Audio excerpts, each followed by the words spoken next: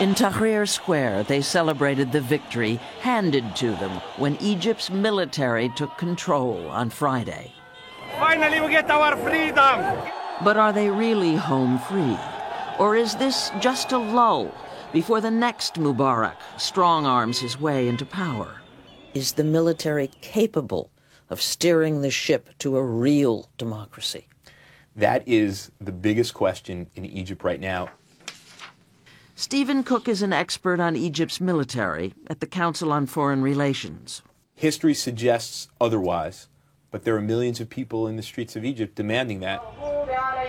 In its 5,000-year history, from the pharaohs right up to the present, Egypt has had one authoritarian ruler, conqueror, oppressor after another.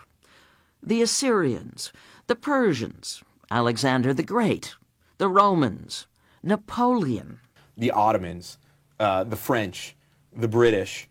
In 1919, the Egyptians rose up in protest, even women, just as we've seen these last 3 weeks. And for the briefest of periods, the country inched toward democracy. It wasn't entirely as we would describe a Western democracy. Princeton professor Daniel Kurtzer is a former U.S. ambassador to Egypt. But there were political parties and there was a debate. It was under the tutelage of a king. The experiment lasted 30 years, until King Farouk, more interested in his lavish lifestyle than in governing, was overthrown in a military coup. In Egypt, exiled King Farouk's famed Kuba Palace is open to the newsreel camera, revealing scenes of fantastic luxury and garishness. As the Farouk dynasty came to an end in 1952, the military took over and was seen in the first instance as a new form of legitimizing power in Egypt, welcomed very heartily by the masses. Sound familiar? Gamal Abdel Nasser, one of the coup leaders, came to power in 1954 and established what became an autocratic military dynasty. All of Egypt's presidents have been military officers. Their legacy, stability, but at a high price. When Nasser died in 1970, his successor, Anwar al-Sadat, won the Nobel Prize for making peace with Israel, but resorted to repression at home to crush political turmoil. Sadat saluted as the various units passed in review. Sadat was assassinated in 1981. The man at his side that day was Hosni Mubarak, who immediately imposed a state of emergency, which is still in effect. One would have thought that Mubarak would have learned a lesson. When he entered power, he was seen as a modest man, but over time, the same authoritarian tendencies grew within him. Although the soldiers in Tahrir Square, conscripts, tended to sympathize with the demonstrators, members of Egypt's military elite have a remarkable and lucrative interest in holding on to power, even as they say they'll relinquish it. They control an empire of firms and businesses that do everything from bottle spring water to build kitchen appliances, tourism. They operate resorts. This is a big conglomerate. Cleanup is underway in Tahrir Square now. But of course, it could become Revolution Square all over again if Egyptians aren't satisfied that genuine democracy is coming. The diehards in Tahrir Square, when everybody sobers up after this wild celebration with Mubarak leaving power, will be very concerned and quite distrustful of a military establishment that has been in bed with Mubarak and has a vested interest in the status quo, in particular the economic status quo of the country.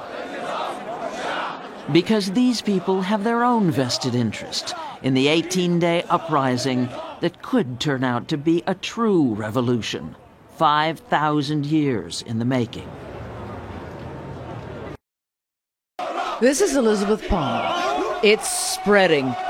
Fired up by Egypt's revolution, protesters heavily outnumbered by riot police marched through Algeria's capital on Saturday to demand democratic reforms.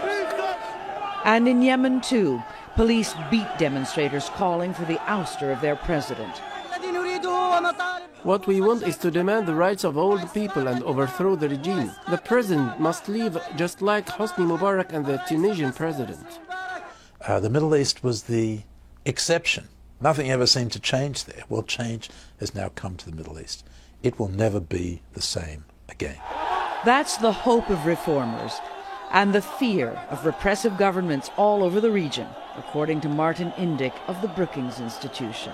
In places like Yemen, potentially in Jordan, Algeria, there you have leaders who do not have the legitimacy that grows out of a free and fair election, and who have systematically, in one way or another, failed to meet the needs of their people. And so that's the combination that has to be very worrying to those leaders.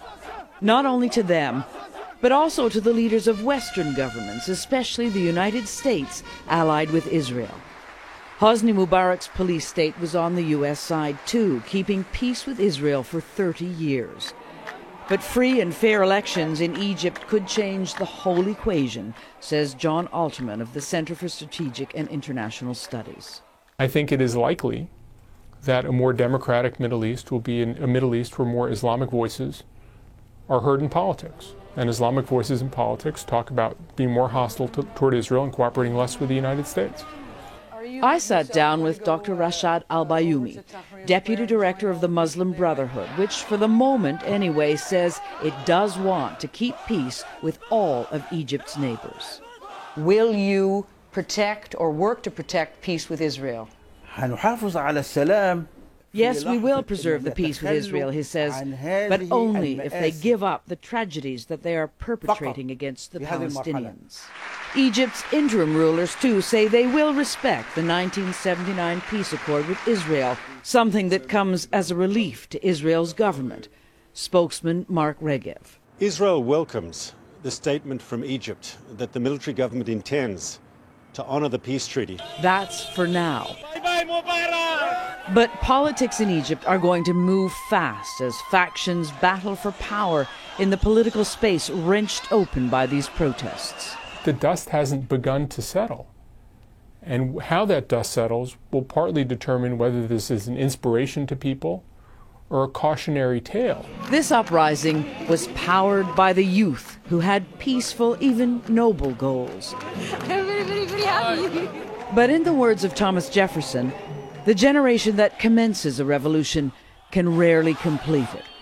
And that, in the case of Egypt, is the danger.